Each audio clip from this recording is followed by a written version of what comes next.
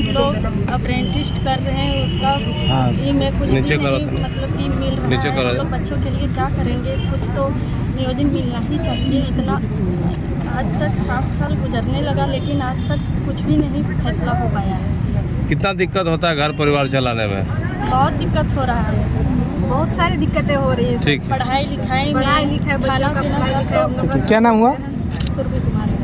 हम खुद एक अप्रेंटिस है, अभी बहुत सारी परेशानी झेल करके हम लोग यहाँ तक आए हैं। उसमें से अभी कोई नियोजन के लिए कुछ ही नहीं हो रहा है। क्या मतलब दिक्कत क्या हो रहा है?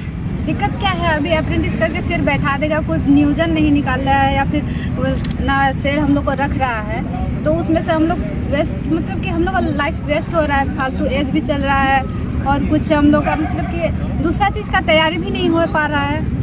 इसके वजह से कैसे करेंगे, जमीन सब भी ले लिया गया और हम लोग का खेती जो था वो भी खत्म हो गया और बाकी जो पैसा कमाने का साधन भी नहीं दे रहा है। तो मतलब साधन क्या, सेल बैठा के पूरा ठग के ही कर लिया, जमीन सब ले लिया है, तो हम लोग खेती भी कहाँ कैसे करें बताइए।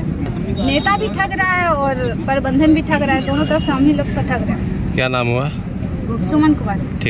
मैं विस्थापित अप्रेंटिस संघ जो है वो ट्रेनिंग कंप्लीट हो चुकी है, लेकिन अब तक ये नियोजन नहीं दिए हैं। 1500 का अप्रेंटिस हो चुका था और जब पूर्व में ही घोषित था कि एक परिवार में एक ही लोगों को लिया जाएगा, उसमें भी बड़े लोगों में से जो बड़ा भाई होगा उसको लिया जाएगा, लेकिन अब तक ये नियोजन नहीं दिया। सबका एज उम्र पार होते जा रहा है, सब लोग अच्छे अच्छे काम भी छोड़ के लोग आए हैं, सब बेरोजगार बैठे हुए हैं।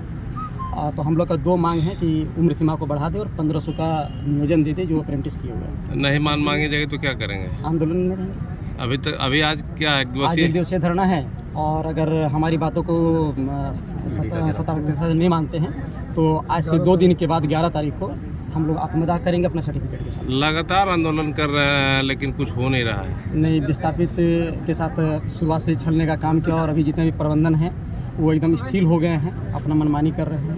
अब हम लोग उनको जगाने हैं, अगर जागते हैं तो ठीक है, नहीं तो हम लोग बेबस आत्मदाह करेंगे। ऐसा नहीं लग रहा है कि खुद विस्थापितों को छलने का काम कर रहे हैं? ये तो है ही, सभी विस्थापितों को छल रहे हैं कुछ लोग। क्या नाम हुआ? मेरा नाम सरोज कुमार। क्या हुआ? पार्टी के क्या है? कुछ नहीं, हम लोग तो सदस्य हैं।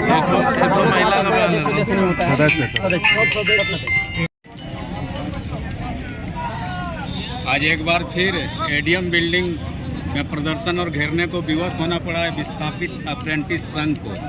अब क्या समस्या आ गई? कहा जा रहा है कि 142 वैकेंसी तो आपको दे दिया गया है। तो जैसे आप लोग को पता है कि विस्थापित अप्रेंटिस संघ पिछले 6-7 साल से हम लोग इसके पीछे हम लोग कई बार आंदोलन, धरना, भूख हड़ताल सब कुछ कर चुके हैं और हमारी बात यहाँ से लेकर दिल्ली सांसद, विधायक, हमारे मुख्यमंत्री सबको हम लोग गुहार लगा चुके हैं। ना कोई हमारा जनप्रतिनिधि इसमें पहल कर रहा है, ना हमारा सांसद पहल कर रहे हैं, ना विधायक अगर पहल भी कर रहे हैं तो इसको मानने के लिए ये तैयार नहीं है। और बीएसएल मैनेजमेंट यहाँ तक इतना बेशरम हो चुका है, ना ये अपने आप को भगवान समझता है, ना यहाँ का सांसद को मान रहा है, ना विधायक को मान रहा है, ना मुख्यमंत्री को मान रहा है, किसी को मानने के लिए तैयार नहीं है। जबकि हम लोग अपना ज़मीन सब कुछ कुर्बान करके आज बोकारो स्टील प्लांट को निर्माण कराए थे। तो आपके माध्यम से ये हम कहना चाहते हैं कि अब तक जो भी बहाली हुआ है, अभी 146 गो का इसमें ये लोग एचआरडी में यहाँ पे स्किल टेस्ट कराया गया, उसमें 100% हम लोग का होना चाहिए। और आने वाला जो वैकेंसी है 85 गो, उसमें भी हमारा मांग है कि 100% हम लोग का होना चाहिए। नहीं तो बाहर के जो भी लोग आएंगे उनको ना हम ज्वाइनिंग करने देंगे, ना स्किल टेस्ट होने देंगे, ना किसी प्रकार का मेडिकल होने देंगे, क्योंकि उन लोग का 1 डिसमिल जमीन इसमें नहीं